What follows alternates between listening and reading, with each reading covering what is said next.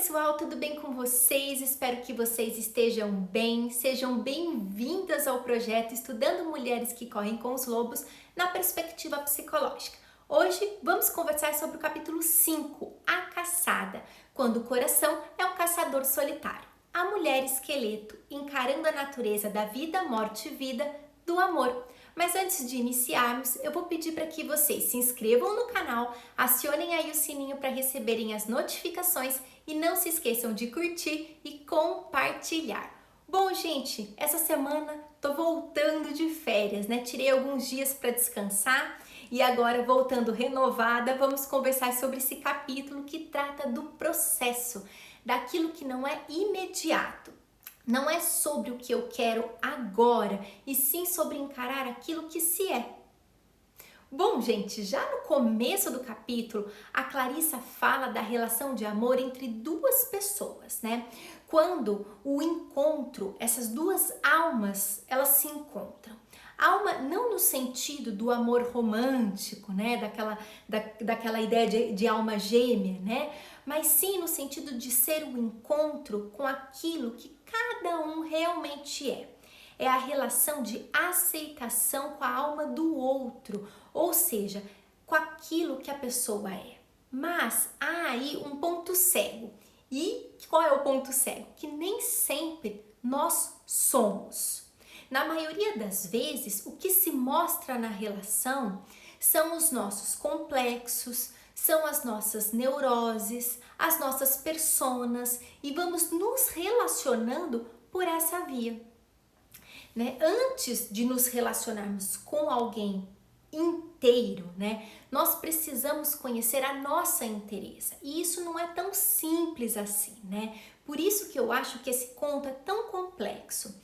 É muito fácil, conforme a gente vai entrando na leitura, acreditarmos que somos, né, que somos alguém inteiro e que encontramos alguém que é em sua própria inteireza. Mas dificilmente esse é o quadro que se pinta na realidade, né? Para encontrarmos aquilo que realmente somos, exige um trabalho árduo.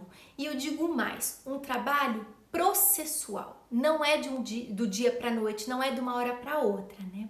Para aprofundarmos no que somos, precisamos reconhecer e adentrar o nosso material inconsciente, naquilo que não percebemos conscientemente e que está, em sua grande maioria, projetado no outro. Como eu disse em algum outro conto, que toda projeção é inconsciente. Nenhuma projeção está na consciência. Então, aquilo que achamos que sabemos, não é, tá? Bom, vamos na página 166. Lá a Clarissa fala que amar alguém significa estar com.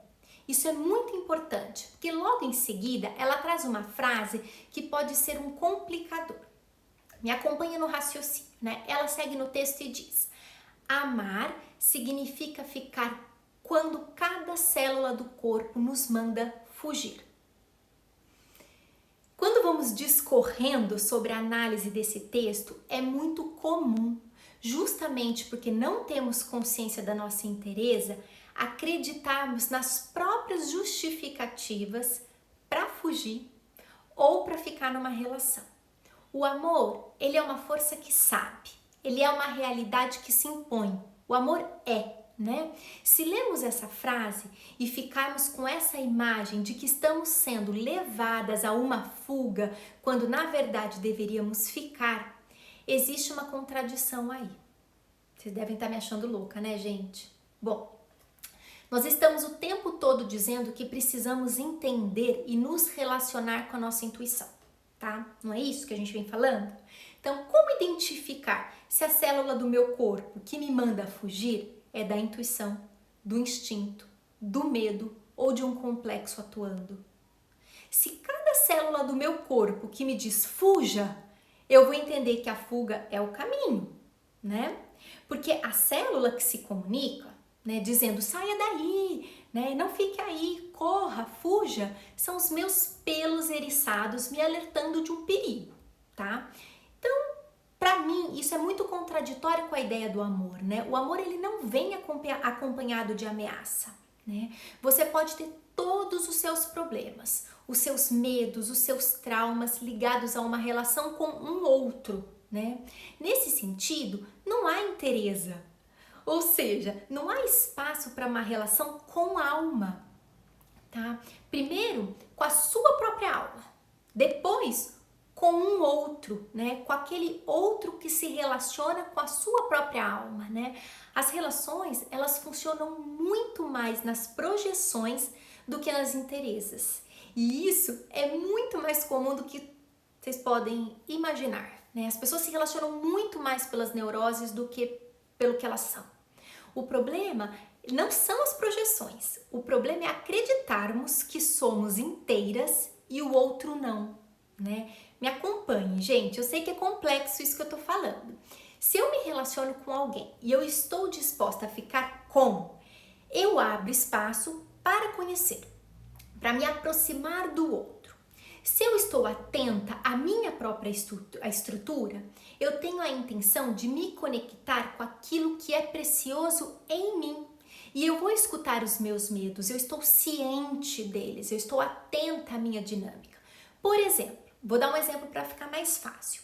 Vamos supor que eu tenha tido experiências horríveis na minha história familiar, na história geracional, das mulheres da minha família, da minha avó, onde as mulheres sempre foram traídas, tá? E fazem a imagem disso acontecendo.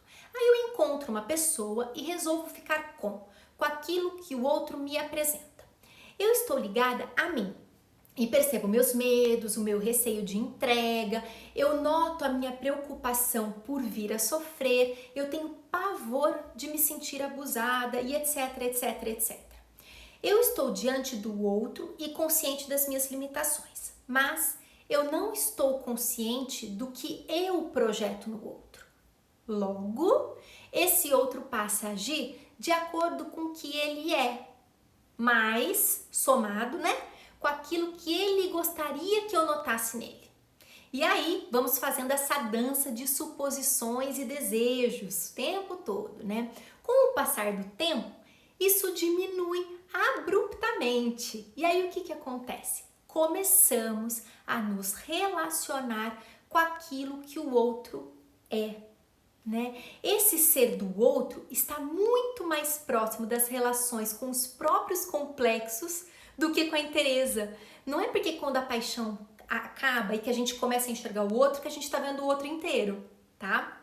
É a ilusão acharmos que a inteireza ela chega tão facilmente assim.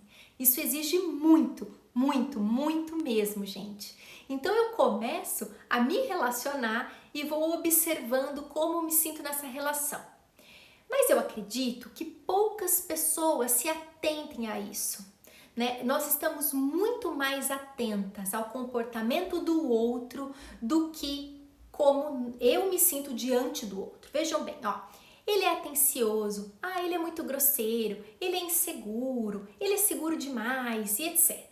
Poucas pessoas são capazes de olhar e pensar, nossa, todas as vezes que ele se mostra inseguro, eu me sinto tão importante. Ou, nossa, todas as vezes que ele é atencioso, eu fico arredia e aí eu tenho uma tendência a fugir. Pronto. É disso que ela tá falando, não é, Camila? Ela fala que a célula te manda fugir quando você deveria ficar. Teoricamente, sim, mas eu discordo, tá? Eu discordo e eu vou contar para vocês o porquê que eu discordo dessa colocação da Clarissa, né? Isso não faz muito sentido, porque o que te manda sair é o seu complexo e isso não está ligado à sua inteireza, né? Isso faz parte da construção, mas não é a inteireza. Ainda não, né? Então, por quê? Não há uma consciência e permanecer sem a busca de uma conscientização é manter um padrão de relacionamento que já está posto, né? Não é um lugar de transformação, não é um lugar intuitivo e solucionável quando não se tem um trabalho de se perceber na fuga. Então, você está dizendo que nós não devemos insistir numa relação e ficar, não é isso, Camila? Não, não é isso. O que eu estou dizendo é que não é o amor que fala nesse momento, é a necessidade de trabalhar o próprio complexo. Não é o mesmo lugar, tá, gente? Não é o mesmo lugar. A intuição manda ficar e quem manda sair é o complexo. Mas se as células do teu corpo te mandam sair, dificilmente é a sua intuição que te fala, fique. Né? Quando as células falam, é de uma outra ordem, ela é mais primitiva, ela é menos egóica. Essa frase ela tem um impacto muito bonito, mas ela é um ponto de discordância com tudo que a Clarissa falou até agora, sabe? Eu não consigo entender por que ela colocou uma frase dessa forma, sabe, gente? Eu fico pensando que se meus pelos ficam eriçados e as minhas células dizem, foge, Camila, foge, eu não vou ficar para testar. Né? Quando a intuição diz fica, mas os meus medos dizem foge, eu posso escolher ficar, né? E esse conto é aquele lugar mais distante de se alcançar, porque exige uma disposição interna muito maior do que imaginamos. Por isso eu comecei dizendo que esse conto ele fala do processo, né? É o processo profundo de autoanálise. Esse processo ele te coloca em estado de atenção plena em si mesma, né? Onde você se torna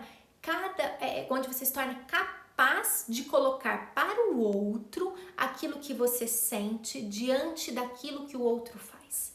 Não é sobre como o outro é ou sobre como ele age, e sim como você se percebe diante desse outro, né? Quando você consegue alcançar esse nível de clareza, né, esse nível de consciência, a relação tende a ter um outro formato. O amor por si só se impõe e o encontro com o outro é um encontro generoso, paciente, capaz de suportar o processo da construção da relação. Entendem isso? É muito comum hoje, muito comum mesmo, as pessoas não suportarem o processo natural de uma relação. E diante de uma primeira frustração, diante do primeiro grande problema, ou diante de uma quebra de acordo, de uma quebra de expectativa, das pessoas fugirem, né? Está mais fácil sair de um relacionamento hoje. O ponto é, quem sai dessa relação? O que em você precisa morrer? Isso fala do relacionamento ou de você? Muitas relações, elas deixam de funcionar e tudo bem, né? Ninguém é obrigado a ficar com ninguém. Mas, nesse sentido, não é fuga, né? Tem uma clareza. Mas, para saber se é uma fuga ou não, é extremamente importante que você saiba responder perguntas como, anotem aí no caderninho de vocês, o que eu sou capaz de oferecer para essa pessoa que está ao meu lado, né? O que o outro oferece para mim? O que o outro oferece é aquilo que eu preciso, né? O que eu preciso é algo que cabe a alguém oferecer ou isso é um desejo meu que eu espero que o outro cumpra, né? O que você sabe sobre você? O que você sabe sobre você quando você se relaciona com alguém? Entenderam isso? Eu sinto medo do quê? O que está difícil de suportar? Que lugar em mim eu preciso desconfiar? Que aspectos da minha natureza são confiáveis? Esse alerta é um sinal para sair ou para encarar o medo? Na página 178, lá nos últimos 3 parágrafos, a Clarissa traz o exemplo de um homem que está em uma boa relação, mas ele não consegue se entregar ao amor. Gente, observem bem essa página, tá? Claramente, o que ela coloca são as dinâmicas do complexo individual daquela pessoa, tá? Então, ela não fala disso, mas são os complexos individual daquela pessoa. Quando ela fala que a pessoa se permite amar apesar de, para você se permitir apesar do medo, do pavor, da insegurança e etc., você precisa estar em contato com os seus medos. E isso é um trabalho analítico e de grande vigília. A Clarissa aponta, pela análise, né, do conto, um trajeto que pode ser uma forma de ir ao encontro da própria inteireza e com isso ter um reflexo positivo na relação.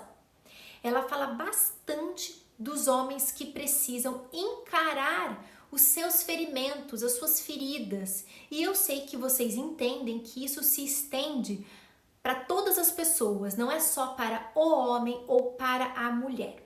Mas encarar os ferimentos não é olhar pelo mesmo ângulo que sempre olhamos. Isso não muda o que a gente já sabe. Por isso que eu acho que esse conto ele pode ser muito delicado, porque a gente já consegue enxergar determinadas coisas, né? Quantas pessoas vocês conhecem que mudam o parceiro, mas não muda o tipo de relação? Vocês já ouviram falas como: ah, eu tenho o dedo podre, ah, eu só faço escolha ruim, eu não aguento mais sofrer, né? Eu recebi inúmeras pessoas no consultório que diziam que não aguentavam mais fazer escolhas erradas de parcerias, né? E muitas dessas pessoas até tinham consciência dos seus problemas, mas elas não conseguiam sair das amarras, né? Por isso que eu quero terminar o vídeo dizendo que esse conto é uma análise que nos convida a uma atenção plena para o processo individual diante do outro, tá, gente? Bom, gente, é isso. Eu espero que vocês tenham gostado. Eu sei que é um texto difícil, esse do capítulo 5, mas se vocês tiverem dúvida, escrevam aí embaixo que eu vou responder. A gente se vê na próxima. Beijos e até mais!